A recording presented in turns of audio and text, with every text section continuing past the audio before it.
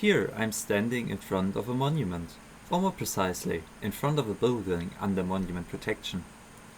What that is and what it means is what I will be talking about in this video. And by the way, not only old buildings like this can be monuments. This here is also a monument.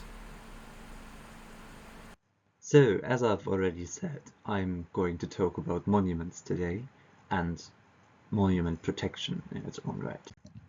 So first, what is a monument? There are multiple types of monuments, while the cultural and the ground monument are the two most commonly known.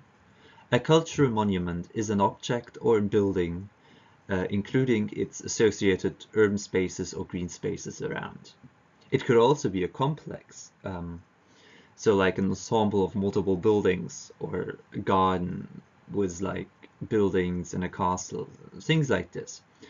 And for a complex, not every object of this complex has to be a monument in its own right. It can be named a monument as a complex.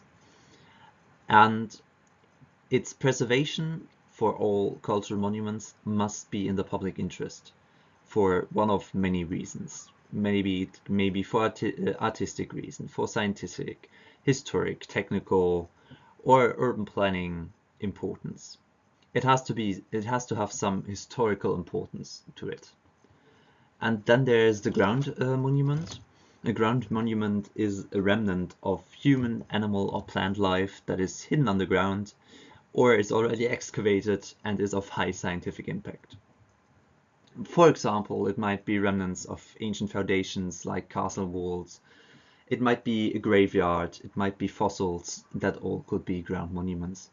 There are also garden monuments, which protect green spaces, and multiple other categories that are less commonly used and I will not talk about here. So now I want to talk about monument protection. Monument protection is mainly done by the Authority of Monument Protection, or in German Denkmalschutzbehörde. Monument protection is the responsibility of the states, so here in Darmstadt it would be Hessen. And every state in Germany, all the 16 states, have their own laws for monument protection. But everywhere it is divided into two bodies. It is into the lower and the upper monument protection authority.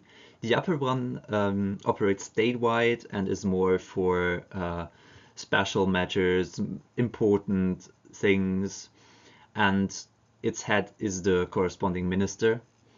While the local authority operates in counties and cooperates with the city councils and for like smaller scale projects, everyday matters. And the goals of monument protection are the protection and maintenance of historic and cultural goods in Germany.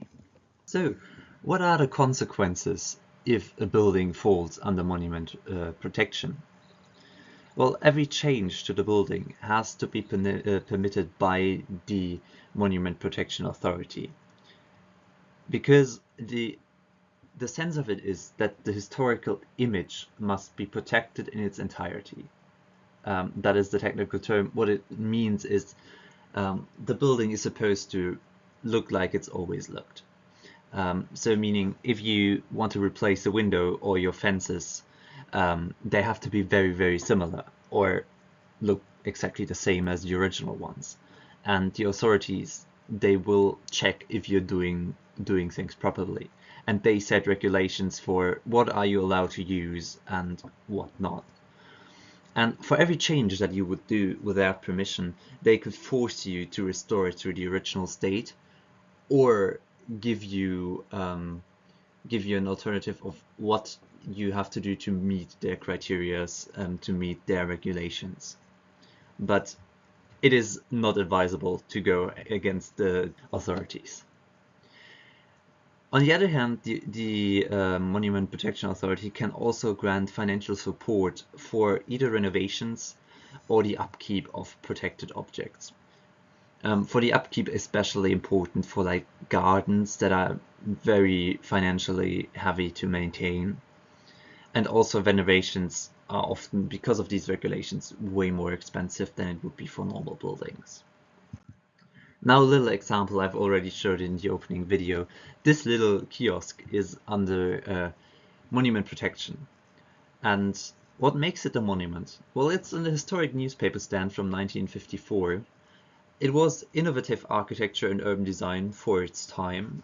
Its construction methods and material use are very typical for the 1950s. And it was built as part of a redesign of the urban spaces in central Darmstadt, so the Friedrich-Ebert-Platz and Friedensplatz, which surround this little kiosk. And so it was classified as a monument due to it being a prime example of architecture and urban design in the 1950s. And now it's standing there and no one can change it.